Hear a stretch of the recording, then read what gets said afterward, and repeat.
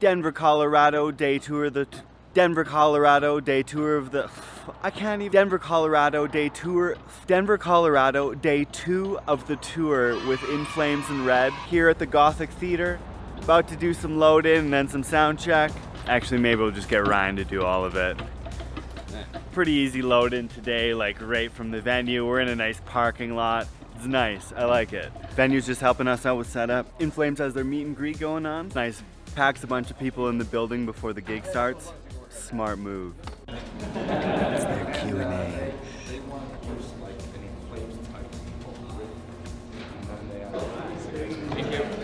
In Flames just wrapped up their meet and greet, so we're gonna do a sound check to an audience. They get to hear the bass drum pounding. Boom, boom, boom. They're getting their money's worth.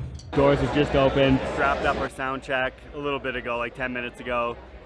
Doors open up, so we're just waiting before the show, and it's like bumping. It's bumping. We were checking the individual instruments, and people were like cheering it on. So seems like it should be a pretty excitable audience tonight, which is nice. I mean, we're on a streak right now. I dig it. So we got this intro that plays before we start our set, and we had this like planned out. We were gonna be cool dudes, and we were gonna walk out all ominous while it plays.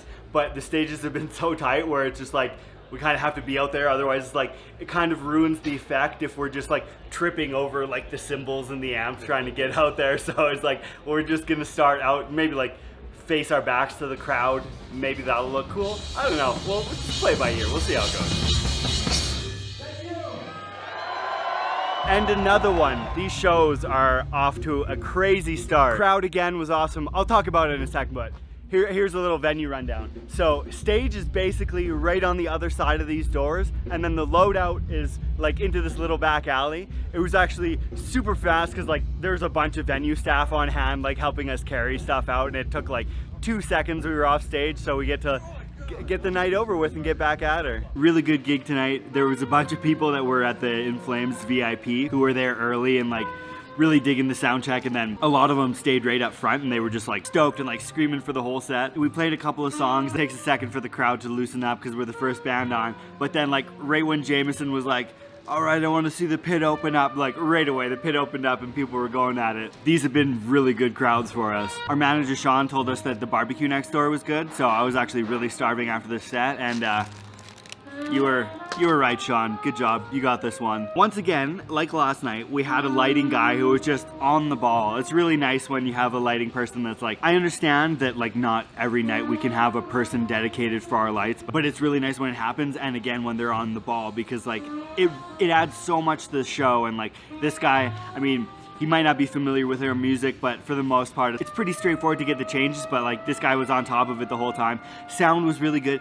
Actually, it was David from Havoc doing sound amongst all the other crew. Havoc is a really sick band, and they actually are one of the few metal bands that have like made it all the way up to Grand Prairie to play. I saw them with Killswitch Engage and Anthrax. Their last bunch of albums and Conformicide was really sick. I'm stoked to hear whatever new material they come up with, but yeah, he was a really nice dude too. A lot of these venues, there's just, and it's like a machine of all these workers, so you have so much different like security staff, sound staff. This place has it on lock, staff to the T, and like super helpful with gear, like changeovers were a snap.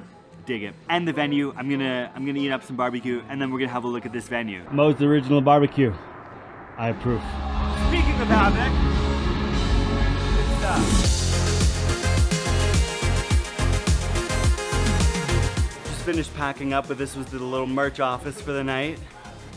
It's actually like a rad spot because it's right by the entrance, so people walk in, and then blammo, merch. They're kind of closing up the place, but we're gonna just do a quick little walk through here. This venue, it was packed, like, so this is the wide open look here.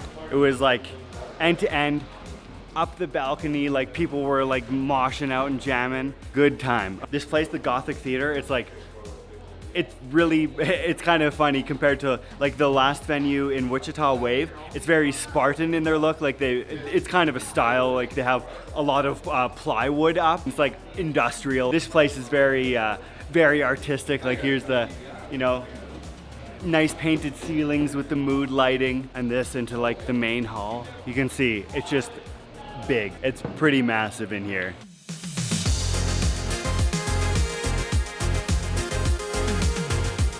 Then we have like the balcony area up here too. It was just like slammed with people. I did merch for a bunch of In Flames' set tonight, so I didn't get to watch the whole thing, which you gotta trade off every now and again. This was my view. Nice way to watch In Flames. It was a good concert.